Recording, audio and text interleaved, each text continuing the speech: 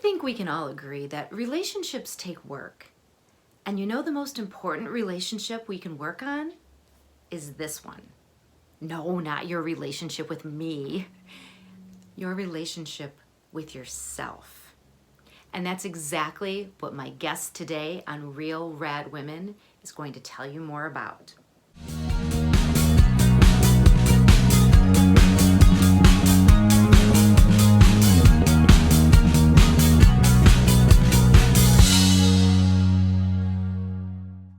Having a rad new life is about your reinvention after divorce. But let me be clear, it's not all about fairy tale endings and rainbows and unicorns and sunshine and roses. Life can be challenging, but having a rad life means you're showing up as yourself, in your power, knowing and trusting who you are. And that is amazing. Because even when things are challenging, you have the certainty to keep going. And it feels so good owning that. And that is a lesson that Marie Elizabeth Malley both teaches in her practice as a relationship alchemist, and it's also something that she learned for herself through her reinvention after divorce. So join me today for this incredible conversation that I know you are going to get so much gratification and so much information from. Please help me welcome Marie Elizabeth Malley. Marie Elizabeth, welcome to Real RAD Women. I'm so happy to have you here today. Thank you. I'm so glad to be here. Oh, beautiful. Coming in from New York City today, where you're taking care of some work. So normally you're in California. And where in California are you based? I'm based in Santa Monica usually. I'm living in Marina Del Rey right now while we remodel our house, but I'm bi-coastal. So I have an apartment in Brooklyn, in Williamsburg, and then a house in Santa Monica. Two awesome, awesome places to be. Well, I have so many different things that I want us to be able to talk about today because you have such an amazing title, such beautiful work that you do as a relationship alchemist. I can't think of a more beautiful, amazing thing. And for women who are either struggling in their decision right now to get divorced, should I, shouldn't I, or women who have already gone through the process and are now working to reinvent their lives after divorce, the relationship element is one of those things that sometimes, especially in the aftermath of the divorce, it's something that people don't like to really think about, or they have very interesting attitudes about them. So I would love for you to share how you even came into the work that you do now, because I think it has something to do with your own personal story. It does, actually. So when I got divorced, I was actually a professional writer. I was a professional poet, as is my ex-husband. And through recognizing that there were certain patterns in the way that we related to each other, but more importantly, there were patterns in the way that I showed up to relationship that didn't serve me, no matter who I was with. You know, there's that saying, you can change the person, but the one constant in the relationship that's not working out is you. So, so at some point, and I think a divorce is a great catalyst for examining this. At some point, you got to look at, well, who am I being?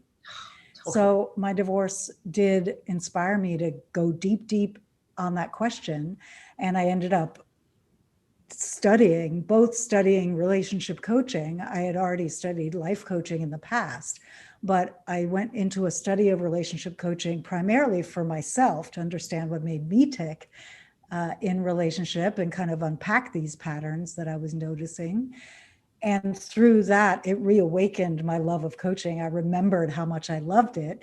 And that's how I came back to actually coaching others around relationship. And the evolution of calling myself a relationship alchemist is also very specific and nuanced, because I used to call myself a relationship artist because I believe relationship is worthy of crafting, just like any art. And as a creative, I tend to approach things in an artistic way. I like it. But what I realized as I was working with people and continuing to deepen my work, that I love to go into the muck, the deep underbelly of the things that we don't usually want to see or think All the about. things we avoid, the things we hide. Yeah, but that run the show from behind the scenes, right? For real, yeah. And I love getting in there. And alchemy is the perfect name because with the injection of a catalyst, which in this case could be a divorce, and also the love and attention of a coach, both these things can be powerful catalysts. You can get in there and craft out of the sort of disparate elements of what's working well, what's not working well, where are you in your strength, where are you not showing up in your power. All those elements can then be alchemized into something beautiful and into a relationship that really does work and does reflect who you really are. That's fantastic. And what an amazing, coming from your own experience to really dig deeper into that and then work with others, just connecting that joy that you had from coaching in the first place. So when you were going through your own experience, I think, I've been having so many conversations with women lately about the whole idea of having the realization that something isn't right. And that I think that you have even, of course you are a poet. You have the most beautiful story written about about your work on your website, on your about page, and how much I relate to the notion of that you were dying inside, that you truly were in a place in your relationship that was not fulfilling you. And you struggled with the decision what to do in that circumstance. And I'd love to have you speak about that a little bit and about the process that you went through to really come to terms with the fact that you were in need of taking real action to make a change. Because I think that there are two sides. Often one person in the relationship is more aware that they are feeling that dying inside, and the other one is either feeling the same thing and not saying anything, or potentially completely unaware because they're in a state of denial. And I'm speaking totally focus group of one in my own experience. And I was very much the denial person, and my ex-husband was having his own struggle on his side, I know. And I'd love, from a relatability standpoint, for women who have experienced divorce, who have been either the one who felt it first or the one who was on the receiving end, who had to sort of come to their terms, because there was a whole different process I went through. So there was absolutely. Yeah, absolutely. I'd love to speak about that. So we both wanted to work on the relationship for a long time. So we were in couples therapy for quite a while in our marriage, maybe 5 years of it, and really wanting to deepen and make it better, because I have always approached relationships as a source of growth for myself. So that's really the purpose of relationship to me. And I know it's not for everybody. It wasn't for my ex-husband. For him, he loves companionship. He's a beautiful husband. Like, he just embodies the archetype of husband really beautifully. And, companionship, comfort. Now he has children with his new wife. And it's just beautiful to see their relationship, and he shines in that role. It's a role he embodies really well. And for me, I'm always looking for what's the deeper thing. How do I get to know myself more? How do we each support one another in our growth? I've always just been a growth-oriented person. So what we found as we were working together in therapy was that our goals began to diverge for the relationship. And I found that I had a hunger for a depth of connection that wasn't being met. And we touched it. Sometimes we'd go to a couples retreat away from work and away from everything, and we would get to this deep place of connection, but we couldn't maintain it in daily life. And I realized that I wasn't going to be fed in the way that I needed to be fed in this relationship in a long-term way. But I didn't realize that until my health started going bad and I got more and more tired. I developed hypothyroid. Well, that was genetic, really, but what do you call it? Hashimoto's. Oh, yeah. I had Hashimoto's, but I developed adrenal exhaustion and I really was dragging for years. And eventually I thought something was wrong with me. I thought I was just incapable of being happy in a long-term committed relationship. Here I have this amazing man who loves being a husband, who's funny, creative, we're best friends. I should be happy. And you I feel should like be garbage. thrilled. Yeah. I feel like I'm going to die, Yeah. And I would sleep for 10 hours and wake up tired. Oh, And so I finally had to reckon with that. And I was away actually on a scuba diving trip. I'm also an underwater photographer. And I was sleeping very little. I was editing photos late into the night, scuba diving, and I realized, oh, my energy's fine. Like I'm not exhausted. When I'm doing what I love, I feel great. So that made me look at the relationship in a deep way. And what I realized was that it wasn't that I was broken and incapable of happiness. It was that I was very unhappy in this relationship. So I came back from that trip and really we began to talk about this question of, could we shift our relationship in the ways that I needed it to be shifted? Could we find a balance between the kind of relationship he wanted and the kind of relationship I wanted? And what we found after 6 more months was that that we just basically couldn't make the relationship work for both of us. So we split up amicably, and we're still friends to this day. We don't see each other a lot, out of respect. I mean, he has a wonderful new relationship. I have a wonderful new relationship. New meaning mine's like 5 years old, yeah. and his is about 8. But and we were able to make that transition and have this recognition that you can be great people but not be right for each other.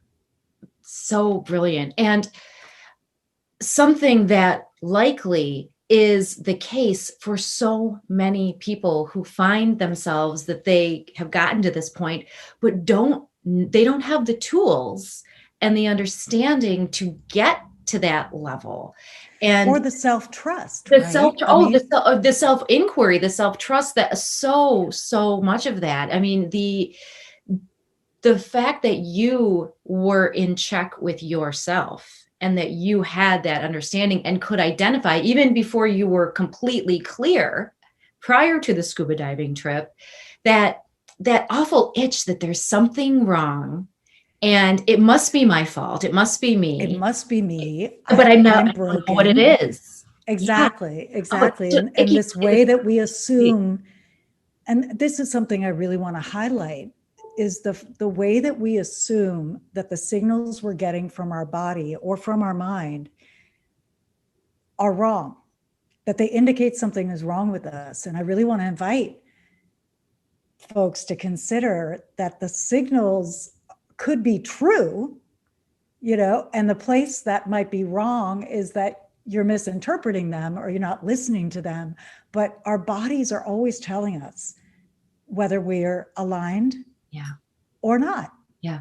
But we pathologize it, we make it wrong, and we try to fix it. And instead of stopping and just going, wow, what is my body trying to tell me? What is the fact that I'm sleeping for 10 hours a night and waking up exhausted trying to tell me?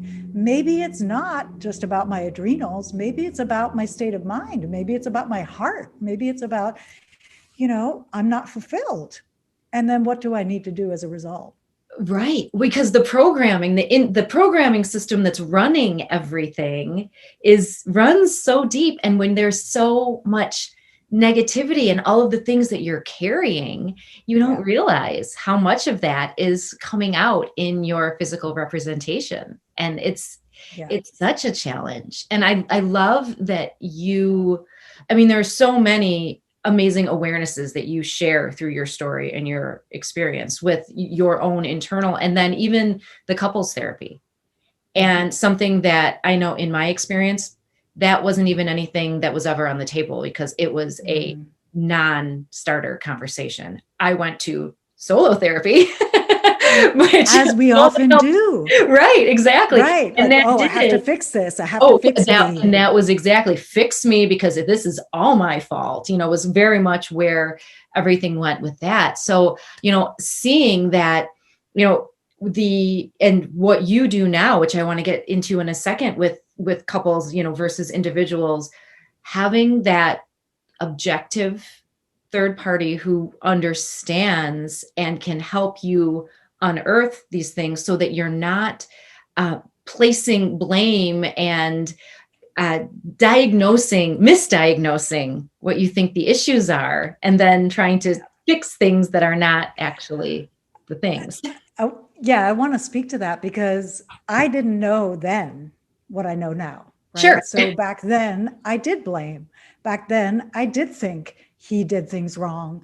I thought I was broken, but I also thought he needed to be fixed too, Oh, for right? sure. Right. And it took a lot of depth of my own work with myself, but also my study about relationships and really understanding that each person is 100% responsible for the state of the relationship. And if each person is taking 100% responsibility, then you can show up together and actually make something amazing. But as long as you're stuck in some kind of blame, or you think it's them, or you're abdicating in some way your side of it, it's not going to work that great. Yeah. You're so right. And of course, to hear it and to think about it's logical. It makes so much sense. And so much of the things that help us through our struggles and our challenges make tons of sense, but actually putting them into practice and embodying those things are not as easy because we're so used to operating in a completely different way. Well, that, and I think we have blind spots. Like there's things we legitimately just don't see, Yeah. that working with a coach or a therapist or a trusted advisor, somebody in that role, like you said, a kind of neutral third party, Yeah. can really help you see things that you don't see yourself. And I'm flashing on because I really think self-trust is such a big part of it, that these ways that we doubt ourselves really play into staying too long in relationships that aren't serving us, leaving relationships that are actually good too soon. The lack of trust can go both ways. Yeah. Right. And I've had 2 clients complete recently, and both of them, what they named as one of the main things they got out of working together was they actually trust themselves now. Like they can listen to their inner knowing and trust that it's real and take action on it. And I think that is key when you're making a massive decision about whether or not to get divorced, or you're in the aftermath of the divorce and all the grieving and all the hashing out and self-inquiry that comes as a result of that enormous change. Really cultivating a sense of self-trust in your knowing is key to moving forward and creating a relationship in the future that's going to work. So true. And I think, and hitting on that in the aftermath, when self-trust may not be there in the first place. And it wasn't for me. And when a woman finds herself in this place where she's doubting everything, and the example of, did I leave this relationship too early? If that was the person who made the decision, or who am I now? And who am I to move forward and do anything? What am I capable of doing? What kind of advice, or how do you help people get to a place of beginning to work on their own self-trust when they're in such shaky ground? Well, the first step I would say is gentleness and kindness toward yourself. I think when the ground is shaky like that, it's so easy to interpret everything again as I'm wrong, I'm bad, I'm broken, I failed. Mm-hmm. I mean, I know that I really believed in till death do us part. So for me, just the act of getting divorced brought up a lot of feelings of failure. And it took me years to get to a place where I could recognize that relationships, have their own arc, and not every relationship is meant to be there for your whole life. There's a sociologist, Margaret Mead, who said, or anthropologist, I mean, Margaret Mead said, if you're, you will have three, we're living so long now, human beings, we're living so much longer than humans used to live, so that you'll typically be married 3 times in your lifetime. And if you're lucky, they'll all be with the same person. And I think that's accurate. We change. There's the partner that's the right partner when we're young, and maybe raising children. I didn't have children, but there's a right one to be the dad with. And then maybe you can make that transition to the companion at one once the kids are grown. But maybe it's not the same person that can make that shift and join you in that new role once the kids are grown. And then, again, there might be a different one when you're elderly, who knows? But I think for us to be gentle and kind with ourselves and recognize that in the aftermath of a huge loss and a huge change like this, our nervous systems are going to be all over the place. And so the first step is really to stabilize the nervous system, sleeping, eating, pooping. Yeah, all of it. I have a Chinese medicine background, so I tend to reduce things to the basics. It's like, are you sleeping? Are you eating? Are you pooping? Are you crying? Are you, eating and taking care of yourself? Are you moving your body? Because our nervous systems respond to all those things. And if any of those things are off, we're going to be jacked. So, I think a good place to start is that. And then when you're ready to get into the deep emotional inquiry, the question becomes, okay, how can I be kind and take a good hard look at the same time? So I'm not beating myself up. I'm seeing clearly what happened and what I might want to change moving forward. But I'm also being kind to myself here, because I just don't think browbeating ourselves into trying to change works that well. I think it just replicates the punitive culture we live in, and for many of us, the punitive family of origin we might have lived in, and it doesn't actually create a life of joy. Absolutely. And I think that another, tendency with that is pushing it down, not feeling, because, going back to just culture. And so many things that you just said, I kept having these thoughts of, culturally, two people who grow apart, there are so many negative aspects of, again, going back to failure, that if you tend to grow apart, or if one person grows not at all and the other one grows in a different direction, that's what happens. And there's some sort of societal, suck it up. The whole idea that you're supposed to suck it up and just, you made this contract, so stick to it. That can be so damaging to the individuals who are actually suffering through this mismatched growth, that make it really difficult to be able to really look at the situation, because there are so many outside factors that are clouding the lens. I love that you bring that in, because I think our conditioning plays a huge role in how we, just even what we're able to see and how we interpret things. And a lot of the work lies in distinguishing, is this conditioning? Is this something I picked up from family, culture, religion, or education as a value I should have, versus is this a value that actually comes from my soul, that's actually mine? And I think that process of distinguishing what really matters to me, for me, because it's what makes my heart sing, and it's why I'm on the planet. I think getting really clear about what those values are versus what I've internalized from the culture, or from my family, or from my church, or mosque, or synagogue, et cetera. Or from anywhere, TV, movies. Oh my God, fairy tale endings. Oh, right. Those like the couples get together and they sail off into the sunset, but so rarely do we ever see a story about the nitty gritty So we're just not set up well for longevity. And it's something that, and we don't have a lot of models. We have very few models for successful couples who love each other and are into each other. I mean, Michelle and Barack Obama are an amazing example of a couple who's done the work. They did some therapy way back when they were having some issues, and you can tell they just actually love each other and thrive in each other's presence, and they give each other room to grow. We don't have a lot of couples like that in the public space. A great point. And when I think of those two people, they are an incredible couple, and they are also solid people who show up and are very clear about how they authentically share who they are, because they appear to really have an awareness and to have that strong sense of self as individuals. Yes. As individuals. Relate. Exactly. And I think very few couples are able to navigate that successfully. And part of it is that we don't have healthy models of it.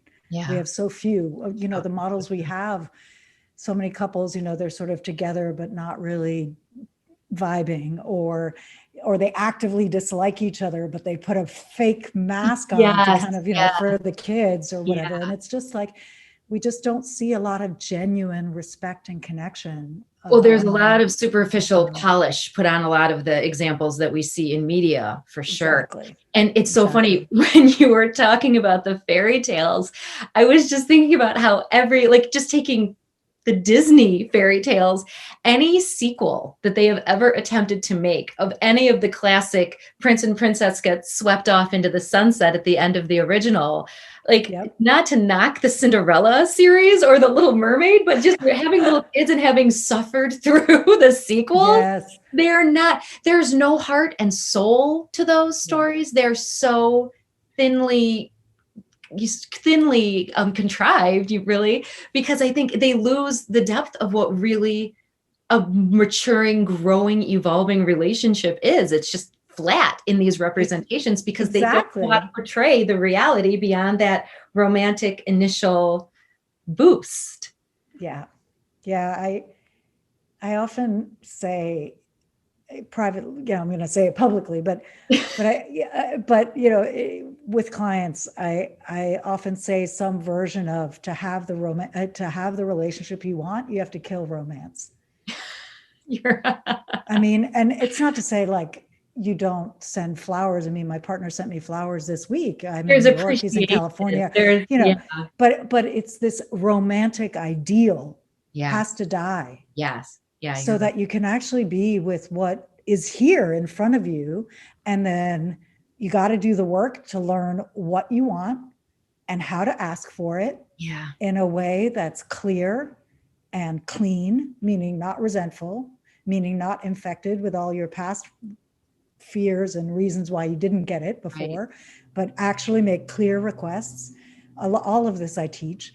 And from there, you can actually see, is this someone I can make a life with or not? But when you're blinded by romance, you don't know if you can make a life with each other. You just know the chemistry feels good. But chemistry is not a predictor, in my opinion, of a long-term relationship. That's what an incredible point. And even clear requests. And this is something that I think can carry through into if the relationship has dissolved and is over, and if you still have to interact with the individual that you have the relationship with, and understanding, and it always comes back to you as the individual, how you're showing up and how you understand yourself. Because I know, again, going back to my own experience, if you don't even realize that the requests that you're making actually have an ulterior motive, that when you pose a question or make a statement, I'm actually very emphatic now when it is suggested that I am meaning something other than what I'm saying, because I so clearly mean exactly what I say, which I think is a little weird. Good. It's a little rare. Well, it's unusual, right? Because I mean, women, not to get into a huge political discussion, but I'll try to make this really fast. When you've been marginalized, when you've been, someone who doesn't have power, you learn to try to get power in covert ways. You try to come from behind or underneath or around the side, because you don't trust that just showing up that you can have what you want. Saying what you mean. And So true. and that manipulative thing has impact, and it actually makes us less trustworthy. Yeah. And so I have a basically a 3-step process for making clear requests. If you'd like to hear it, I think that could be useful for folks I to think hear. that would be so helpful. Because this is one of the most frequent things I teach, because it's where I see us break down a lot. And it comes out of both my studies, but also my personal life. So when my partner and I first got together, we noticed that I tended to pad my requests with a lot of justification, because I was raised very independent and I can do everything myself. So the only time I could ask him for help was if I was tired, in pain, overwhelmed. And so I would make these requests with like, would you get this for me? Because I don't have time to go there, and I would go down this Really, litany, like, I've had to explain myself why I can't. right? Because I don't actually deserve to just ask for something. Right. And that would, he named what that felt like. So we did a very deliberate practice with each other for quite a long time, where if the request didn't feel clean, he would say, nope, ask again. And he wasn't actually saying no, he was actually training me to feel when it was clear and when it wasn't, because I couldn't tell at first. No, you can't. But he could tell, because it either landed well or it didn't. And so he would name it when it didn't land well. So the first step is to get right with the fact that you want something. Get right with your deservingness to ask for help, to ask for something to be given to you, to ask for support. That often is a lot of work right there, just to even get to the point where, there's no past resentment. There's no fear that you can't have it. There's no, oh, I'm going to be greedy or selfish if I ask for this. I don't want to be too demanding. I don't want to be needy. Like, all of that crap gets taken off the thing. Amazing how you, even as you're speaking to those, you're shrinking down and making yourself smaller. Exactly, right? Yeah, we do that. So step 1 is to really get right with wanting what you want, and your right to ask for it. Step 2 is to hold on. Step 3 is what's coming to my mind. Step 2 is to ask if it's a good time, because when you ask someone for something and they're distracted, or you're pulling them away from something and they haven't actually consented to be pulled away, they're going to forget. Like, they're just not, it's going to be very difficult to get their 100% attention. Mm-hmm. So by saying, hey, I have something to ask you, is this a good time? They can opt in, and it kind of alerts them to listen more carefully. Like, oh, something's coming that I need to pay attention to. It gives them a chance to kind of gather their attention. So your request will more likely be heard and acted upon skillfully. And if you get a no, this isn't a good time, when might be a good time? Could I ask you later? How about tomorrow, right? If you're already beefing and it doesn't feel good between you, and you get like, no, I don't, yeah. Right? Maybe you just drop it till the next day. Like, maybe you don't actually bring it back too soon. But when you get a yes, like, yes, I'm ready to hear, then you make the request as cleanly and clearly as possible. And what that means is you don't add any extra verbiage. So if the request is to go buy a bottle of water for you at the store, you say, would you please go buy a bottle of water for me at the store? Punto. Like, that's it. And you're going to want to be like, well, because I know you're going to the store anyway, and it's on your way back from the office, and you're going to want to do that whole thing. But that's where discipline comes in. And you just say the thing, you just make the request. Because here's the thing about, if you're in relationship with someone in a male body, right, where masculine hormones are dominant, they do best with one singular focus. So if you're asking for something that you want them to pay attention to, and then you add all these other words to it, it's very confusing. And there's also an emotional tone. So now you have your listener trying to hear the thing you said, navigate all these other words that don't relate totally to the thing you're asking for, and they're feeling the emotional tone, so they don't know, do I need to take care of the emotional thing? How do I need to respond to this? How do I need to respond to this? Do I need to take care emotionally? Or do I need to go buy the bottle of water? I'm not sure which. And as they wrestle with that question in there, they forget the thing you asked for. And then that fulfills your story that maybe you have, I don't that you don't deserve, and nobody takes care of you, and you're not supported, and people don't care, and they don't. My partner doesn't listen Well, to what me. you've done is you've actually muddied the waters so much that the request got lost. That's amazing. And that has got to be a really hard exercise for people, because that's an uncomfortable, if it's not even just in step 2, the whole idea of asking, hey, is now a good time? And this is something that my partner and I still have hiccups every now and then with the now is not the time sort of dialogue, that we have an agreement and an understanding that there are specific, you know what, I can't dedicate my attention to this right now because my attention is elsewhere. And really understanding and respecting that, to you, your world is all about you, and you have all of your inner workings going on, but the same stuff is going on with the person that you're approaching, and it may have nothing to do with you. And that's the hardest thing when we're all about you, especially if we're afraid to ask for something, or we're working ourselves up for a request. It's taken so much to even have the courage to ask. Yeah. Oh, so naturally it's all about us, and how could that other person even have something else going on? We just take it all on, and it really has nothing to do with us. And I think when there is that added layer of potential emotion, tension, these feelings of anger, disappointment with a former partner that we may still have to have dialogue with, where it's still really important, from a co-parenting standpoint, I know that I can say that it is so important to have, you hit the nail on the head, clear, direct, definite, emotion-based, and non-manipulative conversations.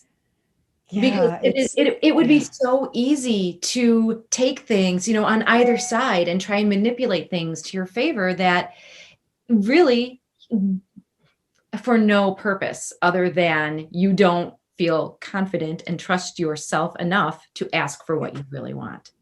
Amen. Yeah. You don't trust that your power is enough, that you have power. Yeah. And because I think when we don't believe we have power, that's when we start to manipulate and try to jockey, Yeah. So the work lies in, where have I abdicated my power? How do I learn to trust myself? Is there any place where I don't feel deserving, where I need to shore up my sense of deservingness? How do I care for myself in such a way that I walk through the world embodied? It's funny, there was a moment in the last 6 years as I transitioned to coaching relationships, where there was a certain, there's horror stories that happen in the dating space, right? Just like the rudest, I'm shocked every day by stuff people treat each other. Yeah. Like how people treat each other. And maybe part of it, I will say part of it may be, I'm aging out of the demographic where, I'm totally dateable, but I think I'm aging out of the demographic. We're always totally dateable.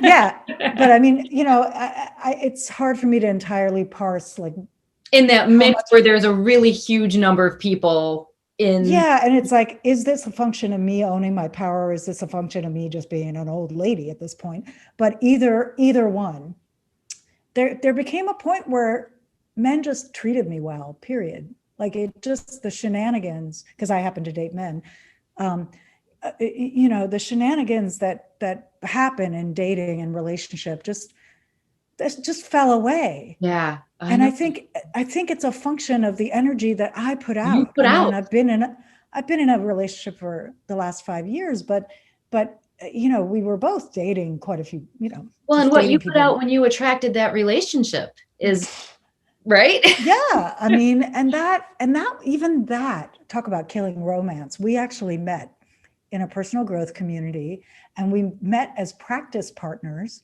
for different aspects of relationship. So we weren't a couple, but we were practicing how to do certain things, like make requests and things like that, deliberately, with specific, like, okay, we're going to practice this thing for 7 days that we both wanted to get better at. And by doing that over several months together, we eventually fell in love. But we fell in love because we discovered that we could each hold each other's vulnerability so beautifully that, of course the attraction was there, all of that was there, but I think the thing that really had us fall in love was we recognized this ability to be there for each other and with each other in a variety of emotional locations with care and skill. And safety sounds boring. That safety sounds like a more boring word than it is, but especially I think coming from and speaking to an audience who is coming out of chaos, potentially, safety sounds pretty damn good. So I'll take it. As a growth-oriented person, I get a little itchy. Sexy again. Come on. Yeah, I get a little itchy when things get too comfortable as a growth person. But you want to get to know, you want to find out that someone can have your back, that you can be on the same team as much as any of the other stuff. And the more you embody your own power, the more you love on yourself, the more you actually make the choice that feels good to you in your daily life, the more that begins to show up in the people you attract. So to me, the work always starts there. So I call myself a relationship alchemist, but the very first relationship to alchemize is the one with yourself. For sure. I love it. I love it. So, and given that you work with both individuals as well as couples, or I work primarily with individuals. I have worked with some couples. It's not my front-facing marketing, doesn't, talk about couples, but if there is a couple where both partners are genuinely interested in doing the work and actually really deepening with one another, I love to work with couples. And I find that by working with one person, whether it's a man or a woman, I work privately with both, and I do groups with women and non-binary folks who are comfortable in spaces that center women. But in my private work, I work with both. And what I find is that when the one person I'm working with begins to show up in this new way in the relationship transforms. I don't actually have to work with both of them because there's an energy that shifts. Yeah. And if the relationship doesn't shift for the better, even though the person is showing up cleanly and clearly and in their power and all of that, well, that's an indicator too. Yeah. That maybe it's run its course and this person isn't capable to partner with you all the way, Yeah. But what so far, the majority of people, if they weren't already on the cusp of a divorce or in process of getting out, if they were kind of a little bit earlier in the process, the relationships have transformed and have worked out. Amazing. That's from working with one person. Yeah. Oh, that's incredible. Incredible. So how can people work with you? If any of the people out here are just as in love with you as I am, how can they? I gotcha. You're my people. So totally. I feel that way too. I'm like, oh my gosh, she's my people. She gets it. She's like, so amazing. So I usually talk to people first. So if someone's interested in working with me, I recommend you book a call and we feel out what would be the best way. Whether it's one of my small groups, whether it's privately, whether I have a 6-week program I call the Aligned Mind, which is specifically for working with how you talk to yourself in your own head and creating a friendlier relationship in there. So we start there, and people you wouldn't think 6 weeks would do a lot, but people have dramatic results in 6 weeks where, at the 5th week, someone who came really struggling with self-doubt and over editing everything she said, after 5 weeks, she said, I can't remember the last time I edited myself, that kind of stuff. It's amazing. And then typically, if we're going to do a deeper dive, that's usually a 6-month relationship with me, that we really go deeper into not only how you talk in your head, but how your speech comes out of your mouth, There. And yeah, from here to here, and any other, if there's any mismatch between how you're showing up in your work and how you're showing up at home, if there's anything that needs to be knitted together better there. A lot of my people tend to be very successful and driven, and they drive themselves hard, and they struggle with hard on self-doubt. themselves. Yeah, and they're hard on themselves, and they beat themselves up, and often their relationship is kind of taking a back seat, and that's why it's not working. So we do a lot to redress that balance and kind of allow love and pleasure and nourishment to be central, and then have everything else flow there. And it actually, very often their work improves, or they realize, oh, I'm grinding really hard at this thing I don't really enjoy, and I want to do this other thing, so it touches all the areas of life, when you start healing your relationship with yourself and showing up in your power, your whole life can move forward. True story. And it all unfolds together when all of the pieces all fit. And like you said, it all starts. And right and I find, so here's something I've been thinking a lot about lately, just sort of differentiating, how different coaches work. And I've worked with many different kinds of coaches, and I've been trained in many different modalities of coaching. Plus I have a master's in Chinese medicine, and I have a lot of background. So, there are the coaches that kind of want to kick your ass, like, accountability and do the thing and the actions, and that's great. However, if your relationship to yourself is already one like that, where you're really hard on yourself and you push yourself, and you everything you do in your life is an excuse to beat up on yourself for doing it wrong, the more confronting coach is going to be one that tells you to soften, that tells you to slow down, that tells you to consider yourself, to be kind to yourself.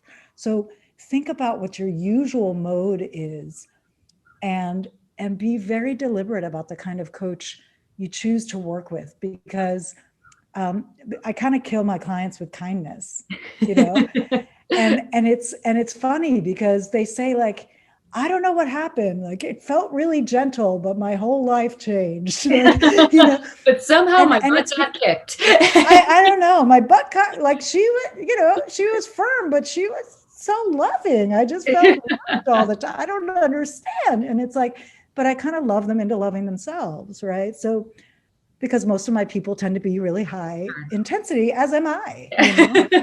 I don't know. I had to learn the hard way, right? I wouldn't know anything about that.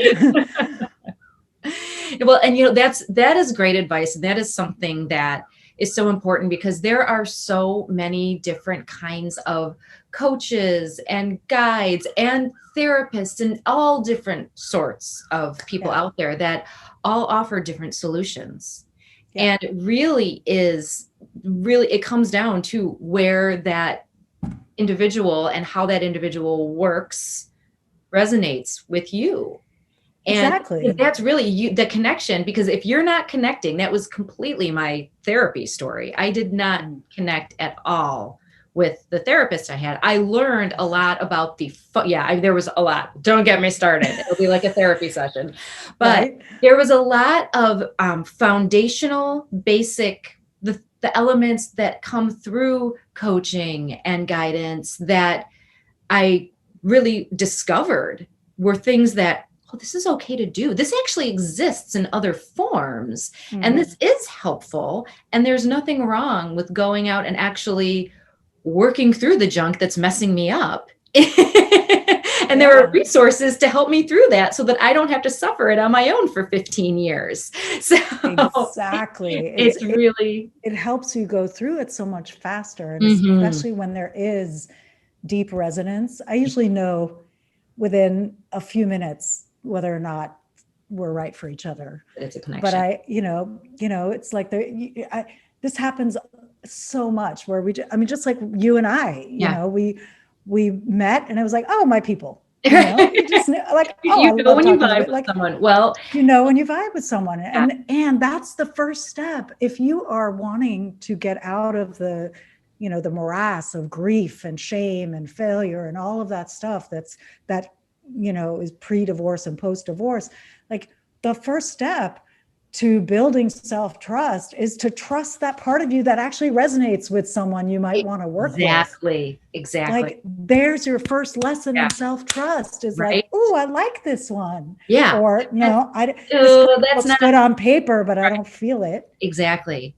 Oh, so well put, because we are human beings. We all come in different shapes and sizes and ways, and not everyone fits with everyone else. Not everyone fits with everyone else. And the one you feel, like, oh, there's a spark, like, oh, there's something there. Yeah. And learning to trust that, that's your key. Yeah. That's your key to freedom, Yeah. And it's part of the process. You're not tied. It's a relationship that can grow and move on and change. So it's always, I think that there's so much, again, with the self-doubt and the fear, and thinking that there's a commitment that goes along that stops people from taking the step to getting the additional guidance, because it just seems like, well, what if I don't like it?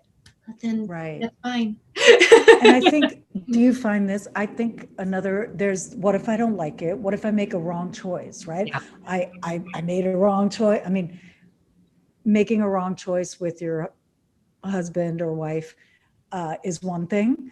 I would posit that it wasn't a wrong choice. Like, you learned what you needed to learn and you're getting out. So I think the idea that we make a wrong choice is debatable. I agree. But let's just say, like, you have the belief that I made a wrong choice and that's why I'm getting divorced. Then it's like, well, how do I trust myself enough to pick somebody to work with? Because look at this, I'm in this mess because I made a wrong choice, right? But then there's also the piece of just being willing to try something. And learning what you learn. Yeah. I mean, I don't know about you, but I've signed up for a bunch of online programs that I haven't finished, and that's okay. Like, I get what I'm going to get out of it. And in-depth work with a one-on-one is another story. Like, you need to be a little pickier. Yeah. Because it's a big investment and it's, deep, intense work. And it's your true intention to work on yourself versus I'm going to learn how to be better at marketing or master Facebook ads or be a better photographer. Or you just, things like that you can kind of push by the wayside. Well, and I always say, when I am sharing information and I say, the words I'm speaking are wonderful. They sound so simple. And if they are not things that you are used to practicing, if these aren't parts of what are ingrained in how you show up, then it's much more challenging than it just sounds to say. And having the knowledge is great, but taking the action is where you claim your power.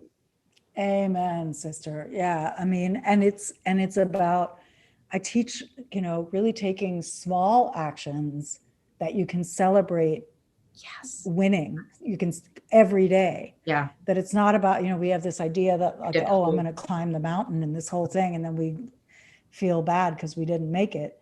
And it's like, no, what is the smallest unit of action you can do in a given day that you can then celebrate and then, build on that. Next day, there's a new one. Yeah. Yeah. I mean, and because of this way of working, I mean, I've had, for example, a client who for 10 years, her therapist was telling her to get out of her marriage. And after 7 months with me, she did, but it's because we worked incrementally and I didn't shame her where she was at.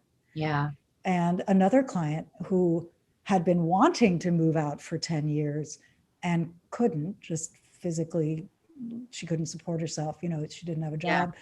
Like, in our 9 months together, she moved out, she got a job, she's parenting her children on her own. Has it been easy? No, it's been really hard in a pandemic, no less. But she's doing it. And because she learned to take small, doable actions each day instead of this kind of pie in the sky thinking, like, I'm just going to magically wish for everything to be better and it's going to be great. Right. So I'm with you. Action is how we reclaim our power. That's how we teach ourselves that we're trustworthy. It's how we teach ourselves that we are capable. It doesn't happen up here. It happens in what we do, but we have to manage and like the really learn to handle our nervous system and the kinds of minds that we have Yeah. in order to be able to take aligned action effectively. So I approach it in multiple ways, like the inside piece and the outside piece. Oh, love it. That's inside and outside. I totally agree, because because it all goes together. It's not just one thing. What is your website if people want to book a call with you or learn more about the kind of work you do, or just read your beautiful about story? Thank you.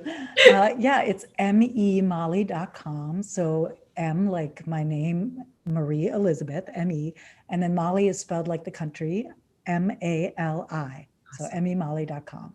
Awesome. And I also have a Facebook page, which is Emmy Molly Coach. And I do have a free Facebook group as well, which is titled Relationship Alchemy with Marie Elizabeth Molly. And those are all great ways to access me. There's a quiz that on my website that you can take, which is all about what's my relationship style is the title of the quiz. And it really shows where you're at on a continuum of 4 stages of consciousness around relationship. It shows you where you're at and there's a sequence of emails that unpack the teachings a bit that kind of point you toward where you need to go next. So this is where you're at. This is probably what you're experiencing, and this is what you need to develop next to grow into the next stage. Life is a continuum. It's not a linear process. So, we can be chugging along in our growth, and then something terrible happens and we revert back to old behaviors, and that's natural. Totally. Trauma does that. And then we chug along again. And so this is why I consider it a continuum, that we can be operating in multiple stages in different areas of our life all the time. But it's just good to have an assessment of where you're at, and what to focus on next to grow. Oh, I love that. And that can be applicable to, from a relationship standpoint, just kind of how you show up in general, right? Not even in relation to a quote unquote romantic relationship with a partner, but just relationship.